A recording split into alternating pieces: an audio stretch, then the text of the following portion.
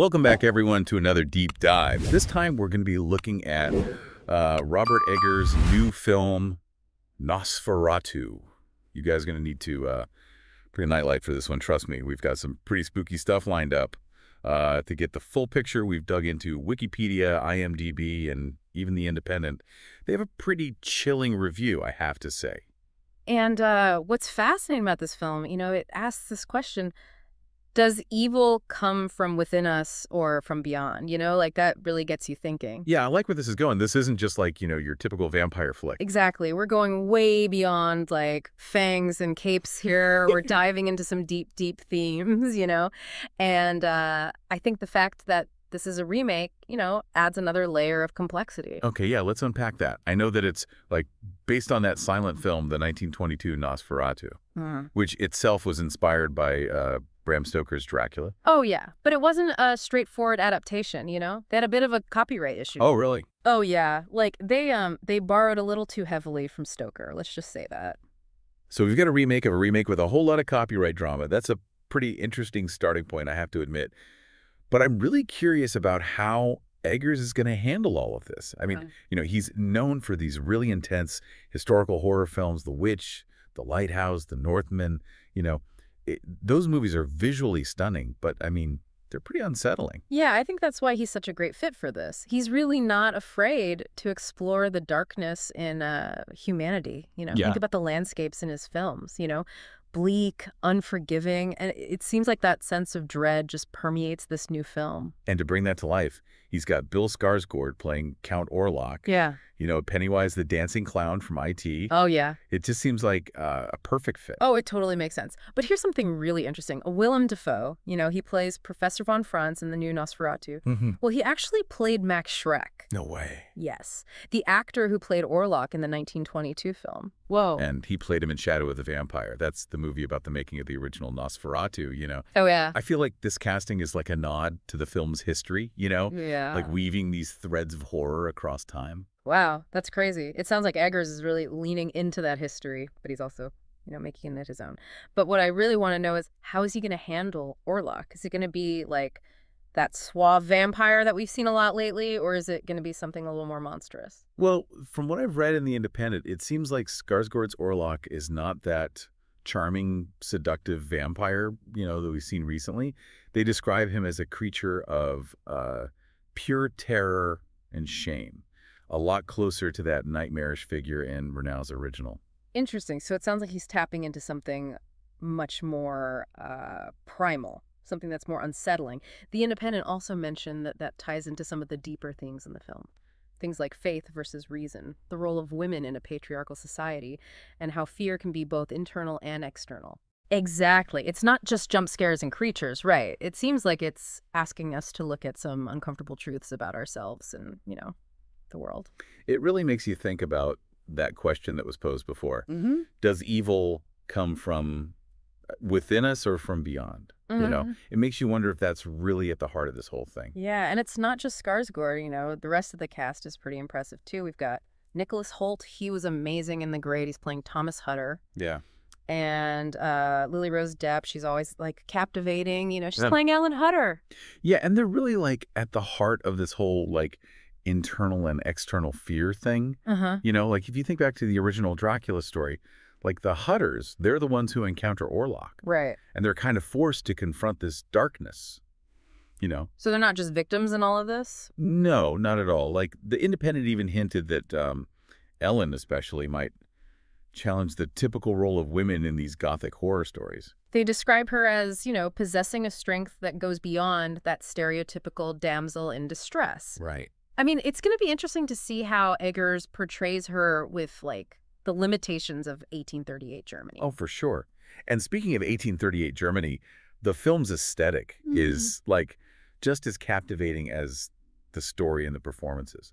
I read that it's like a blend of 19th century romantic painting and then, like, stark monochrome imagery. Yeah, and that's classic Eggers. Right. You always see that contrast, like the beauty and darkness, the natural and supernatural, and like all of his films, Wow. It's like visually he's representing that clash of faith and reason, Yeah, it sounds like he created a world that's like alluring and terrifying at the same time. Exactly. And to make it even more immersive, like they really paid attention to detail. Uh-huh. The sets and costumes are supposed to be super accurate. Ah. Like it's supposed to transport you back to 1838. Imagine, walking those cobblestone streets, flickering gaslight, long shadows, and knowing that something sinister is lurking in the dark. Okay, I am getting chills right now. But, let's be real. What everyone wants to know, is it actually scary? Well, the early reviews definitely suggest that Eggers delivers on the scares. Like right now, Nosferatu is sitting at a 96% on Rotten Tomatoes. 96%? That's crazy for a horror movie that's, like, unheard of. It's insane, right? And The Independent calls it one of the most profoundly seductively frightening horrors in years. Wow. They talk about scenes that will stay with you long after the credits roll, like Yeah. moments that tap into our deepest fears. I think I'm going to have to sleep with the lights on after this one. But you mentioned something earlier, like, that I think is important. Mhm. This movie is not just about scaring us. Right. It's about making us think. Exactly. And that's what makes it more than just a horror film, right? It's not just about the monster under the bed. you know? It's about the monsters within us. Right. Like the plague that they mention, it could be a metaphor, for the darkness in society, but it could also represent that internal struggle, each character's going through. So it's not just about these external threats, but also the internal struggles that, like, we all go through. Exactly. Which brings us back to that question, does evil come from within or beyond? Right. It's like the film's holding a mirror up to us. Uh-huh. It's forcing us to confront our own shadows. And what does it really mean to be human in a world that's, so uncertain?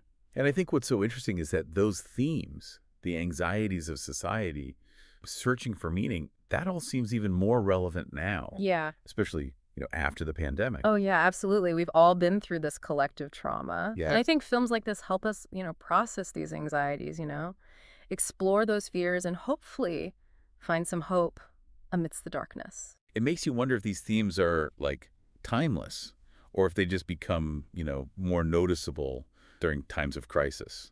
It's a great question. Maybe it's a little bit of both. Maybe these fears are always there under the surface. And it just takes something like a pandemic or, a terrifying vampire to bring them out. Okay, so we've got this incredibly layered film. We've got a terrifying vampire, a phenomenal cast, amazing visuals and themes that are both timely and timeless. I mean, it sounds like Eggers has really created something special, But for those of us who are, like, big fans of that 1922 film, is a remake really necessary? I think that's a fair question, I think a lot of cinephiles are approaching this film with some skepticism. But what's interesting is that, he's not just trying to recreate the original film. He's using the source material and exploring these deeper themes. And I think, creating something that's both familiar but also something new. So it's not just, like, a shot-for-shot remake. No, not at all. Like, he pays homage to Murnau's style, the visuals, but Eggers really brings his own vision to it. Like, in interviews, he's said that he's interested in the psychological and spiritual aspects of, vampires. Okay, so how does that, like, manifest itself in the film? Well, think about that question, right, that we keep coming back to. Does evil come from within us or beyond?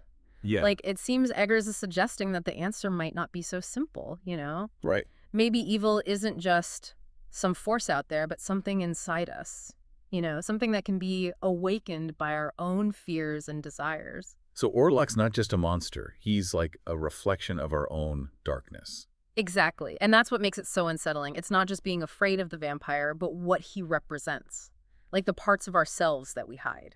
And it sounds like the reviews really reflect that. You mentioned, the Rotten Tomatoes score, but The Independent goes even further, calling it, like, a profoundly unsettling experience, saying that it lingers long after the final frame. And they say that Skarsgård gives a revelation of a performance, like capturing the monster, but also this deep, almost tragic humanity. I'm sold. I was intrigued before, but now I can't wait to see it. So to wrap things up, we've got this really well-researched, visually stunning film.